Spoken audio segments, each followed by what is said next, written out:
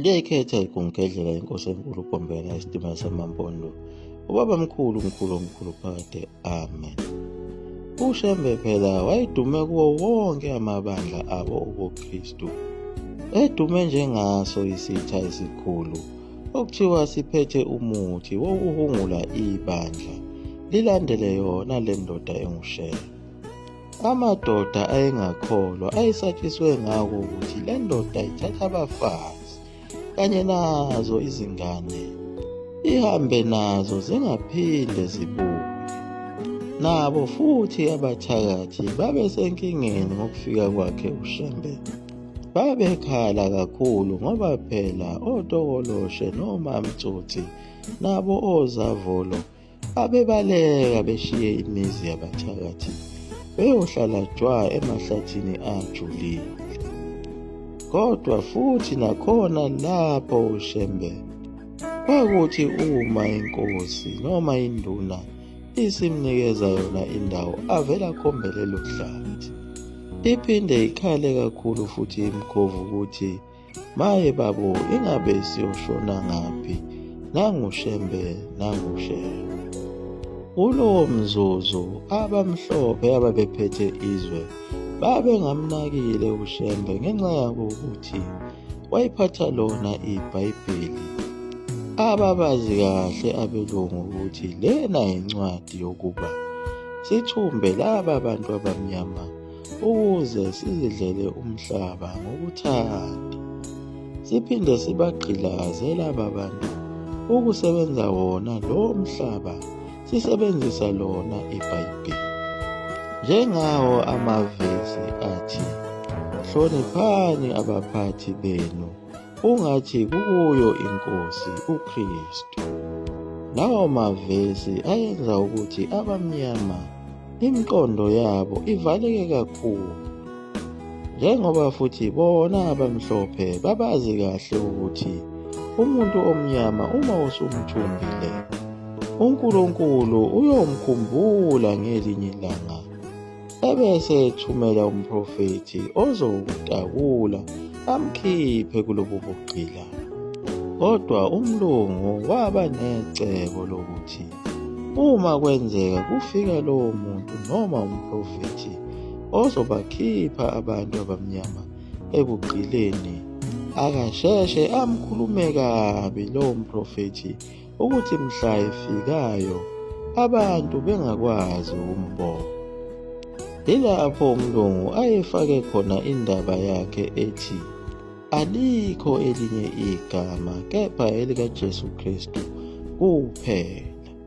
Kanti naye lo Jesu wayengaziwa njengoba wayengafiki ngisho nakuwo amaphupho abantu. Kepha emasontweni babebeke sona isithombe somlungu owaziwayo owayezalwa kuye uPope Alexander VI, owayeyisosha lakhona eRoma ephinde ebe ungqingili. Abamhlophe bathembisa ukuthi-ke mhla senibona le ndoda niyakutshekula njengamathole ngoba iyonilanda le ndoda yomlungu iyonifaka ezulwini lapho enobe nihleli khona namabhubesi nidla amagrebhisi, ama-aphula namaganandoda. Kuleyo ndawo abukho ubusuku, kuyabuswa kuleyo ndawo. Nangempela bahlala belinde lokho ababekuthenjiswe yiso isitha sabo esasidla umhlaba wabo. Waphinda futhi umlungu wakhanda elinye iqhinga lokuthi kungenzeka ethi mayifika lowo befike esuka ekhona ezulwini azame ukubakhombisa imilingo ayiphethe asuka nayo ezulwini kuze bekholwe ukuthi impela uthunywe uye uNkulunkulu. Umlungu lokho wakusho kubo abamnyama wathi lowo kuyobe kuwumprofethi wamanga oyofika ngazo izikhathi zokugcina lapho kuyobe sekufika khona yena uJesu ezonilanda uyonibambezela lo mprofethi wamanga. Noma ngenza siphi isimangaliso nesibonakaliso, noma ngathi intaba idilika ngempela intaba kodwa yena kuyobe kumdukisi umprofethi wamanga.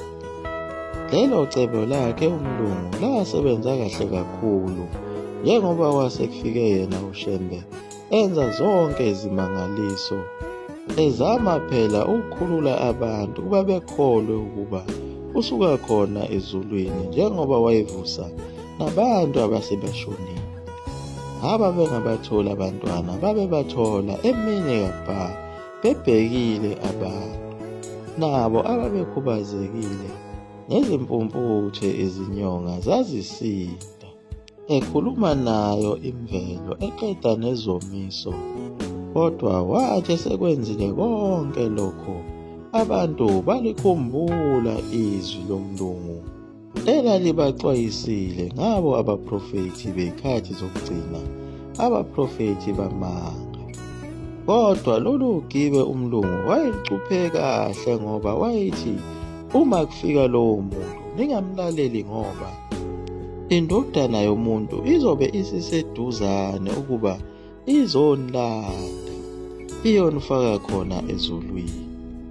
Lokho kwenza ukuthi lezi mpumputhe ezingabantu abamnyama zidideke kakhulu, kodwa abahlakaniphileyo kanye nabo abasindiswa wuye uShembe basho ngazwi linye bathi, lona usuka ezulwini sesimbonile, sikhathele indaba yasezimishini, ngoba sesigule iminyaka khona singasindi.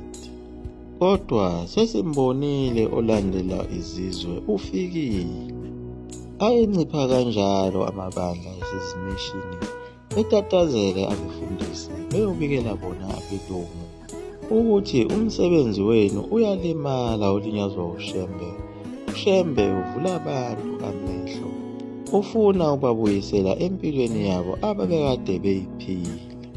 Abelungu babeka konke ababekwenza, bephuthume khona lapho kuthiwa uShembe usefike khona ukuze bembophe, ngoba ephazamisa umsebenzi wasezimishini, ephazamisa zona phela izisebenzi ezingabantu abamnyama ezazibasebenzela abelungu ukuba ziqhubeke zikhohlise abanye abantu abamnyama kanye nabo abantwana abancane, ukuba bethenjiswe yena lo mlungu okuthiwa uyoqhamuka ehamba ngalo ihashe elimhlophe eza ngamandla.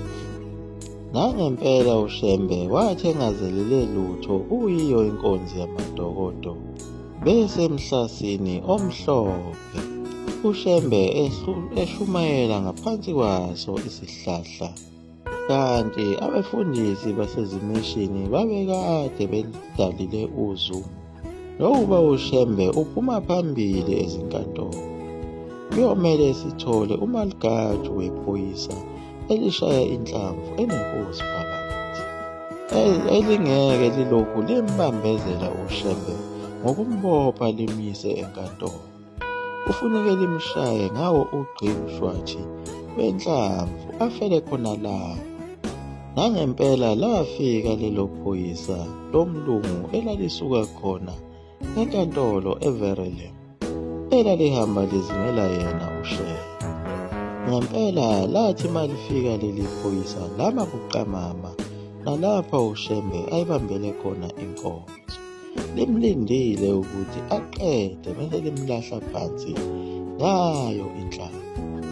uShembe wayesazi ukuthi leli phoyisa njengoba limile lapha lilinde yena, wathi angayivala inkonzo wabe esenikela kulo iphoyisa. Wathi uma efika kulo iphoyisa wathi, uthini umthetho mnumzane? Iphoyisa laphendula lathi, ngithunyiwe ukuba ngizokulanda mfundisi.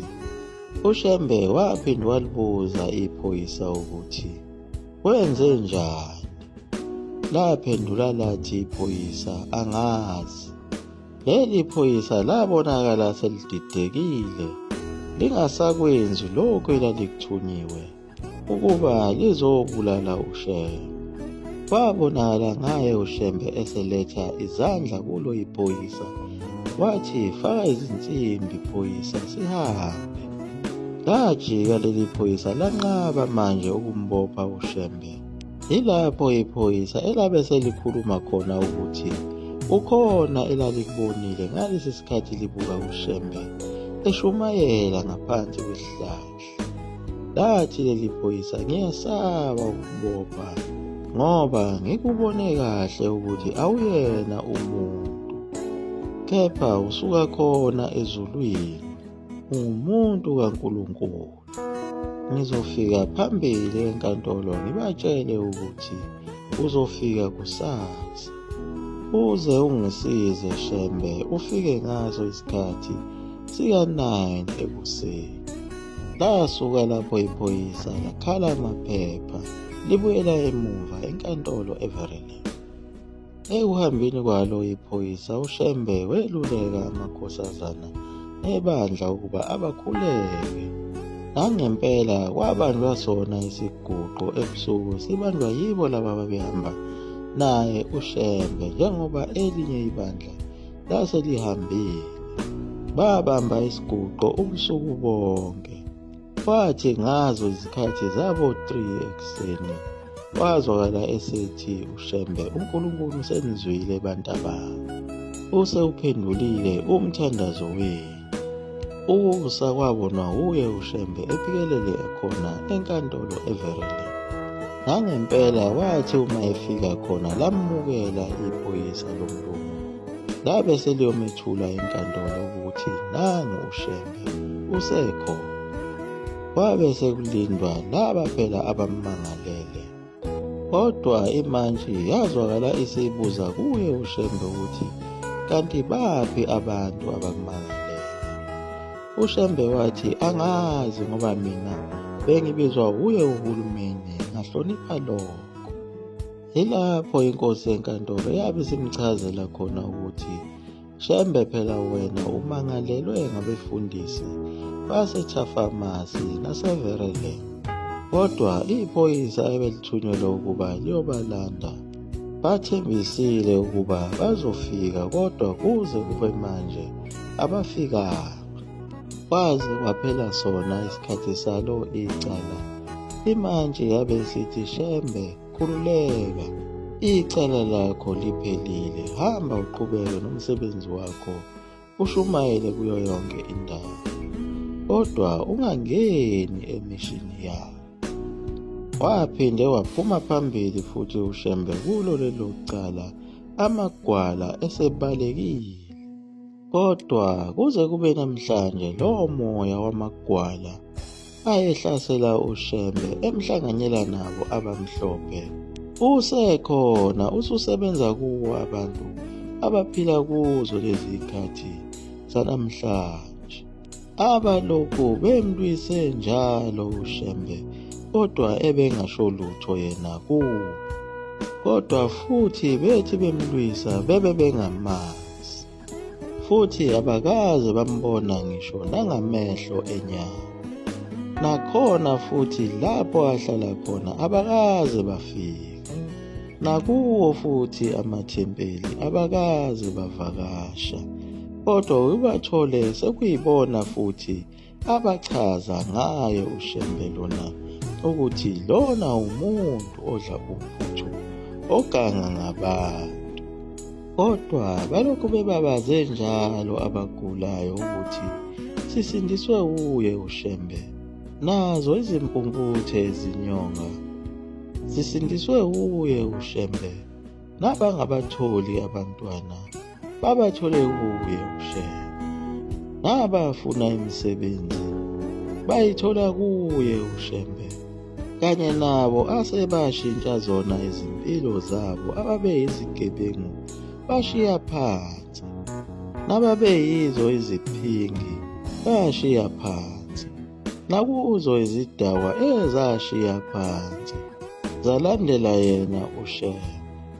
Kodwa labo bantu abangamfuni uShembe bacasulwa yiko ukuthi abangani babo ababephuza nabo sebembonile uNkulunkulu, kanye nazo izifebe ekade befeba nazo sezishiye phansi zalandela uNkulunkulu, kanye nazo izigebengu ekade bentshontsha nazo seziyekile zalandela uNkulunkulu. Manje bafuna ukuba ziphume zibuye ukuze bezoqhubeka nawo umsebenzi wobungcwele, ukuze kuphele nabo abantwana abaziphatha kahle abangamatshitshi abagcwele kuleliya bandla. Kumele bephume kuze nabo bezogcwala zona izitaladi bedayise ngomzimba, kanye nawo amakhosikazi aganile ashiye phansi yonke imendo yawo nawo agcwale zona izitaladi. Njengoba nayo imishado ivela kancane kuwo amabandla ayefike nazo izimishini, kodwa kulo ibandla lawo amaNazaretha imishado kuwuchithe isaka, kanye nawo amatshitshi asemabandleni obuKristu anezingane. Kodwa ayethenjiswe uye phela umfundisi ukuthi mawuphakamise izandla zakho wathi uyayikhetha iNkosi uJesu njengomsindisi, usuzelwe kabusha, usuyitshitshi iphaqa. Yaguqa lapho ekumgedlela mzula amafutha omkhufuthu into omneswaphakade.